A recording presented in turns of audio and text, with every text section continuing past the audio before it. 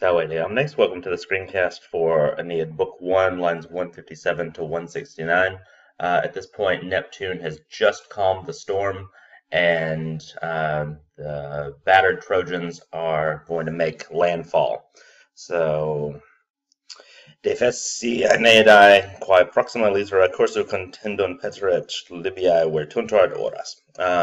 All right, so the exhausted Aeneadae. So here we've got a patronymic, almost like children of Aeneas, but here it's not his children, but rather his comrades, followers. He's, essentially their king, and so here the patronymic. It's not really his actual children, but they're more like the followers of Aeneas. So the exhausted followers of Aeneas contendant hasten to seek quae proxima litera. And so the antecedent of this quae is actually the litera that's been attracted inside the relative clause. So they hasten to seek the shores which are closest, or, which shores are closest in their course. So the tired followers of Aeneas hasten to seek the shores which are closest in their course, and they are turned to the shores of Libya.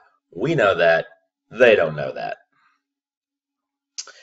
Est inseces longa locus insula portum, efficit objectu laterum, quibus omnis ab alto fragator inquesinus scindit secunda reductos. All right, so this is going to be the beginning of something called an ekphrasis, and that is just an extended description that, often takes the description beyond sort of what can actually happen, what is normal. This one doesn't get too far out. In Book 8, that's the most extensive one in the Aeneid, and that's where Aeneas gets a new shield, which has essentially the entire history of Rome depicted up to the Battle of Actium. And the shield is made by Vulcan, so it has these magical properties, and so the things that are depicted on the shield, it's as though they can actually move, and so it's not just kind of an image of an event in Roman history, but it's as though the images on there can actually move around and do things. This one doesn't get quite that psychedelic, but all right. So there is in a long recess a place.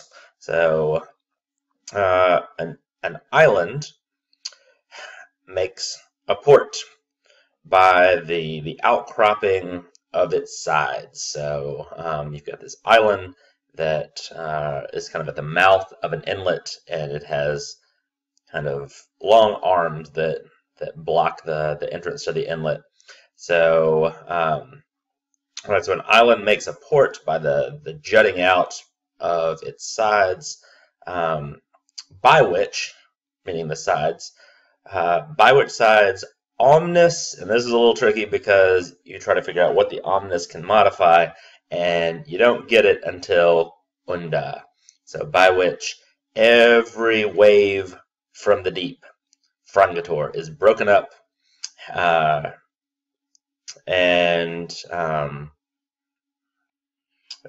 every wave breaks into the sinus reductos, into the or every wave breaks itself into or onto the sinus reductos, the recessed bays.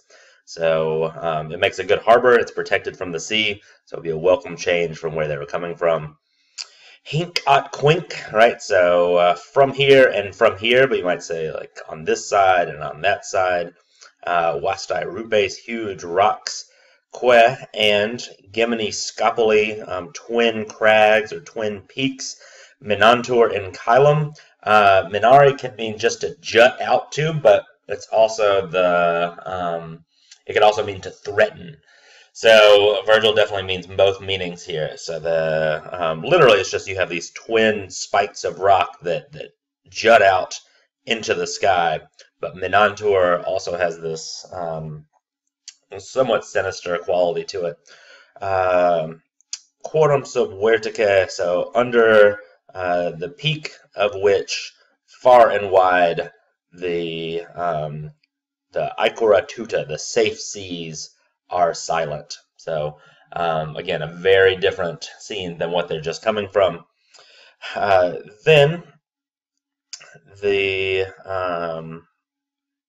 skyna, notice you don't have a verb, so we'll just apply either an est, or it could be that the eminent is being used twice, but just as well use an est.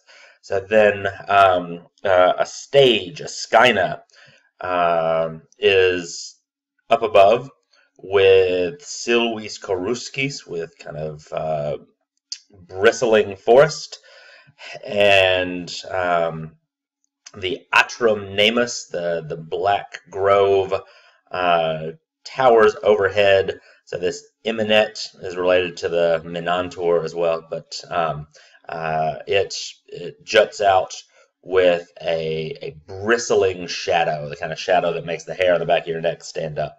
So Virgil is juxtaposing these images of kind of peace, safety, tranquility, but also they're in an unknown place, so it's quiet, too quiet, right? And given their experience, they never know what can happen. Everything looks fine, everything looks peaceful, but very quickly stuff can go south when you're Aeneas and the Trojans. So Frontes ob adversa scopulis pendentibus antrum. So below the sort of face that is turned toward them, so meaning kind of like the back of the bay as they're sailing in.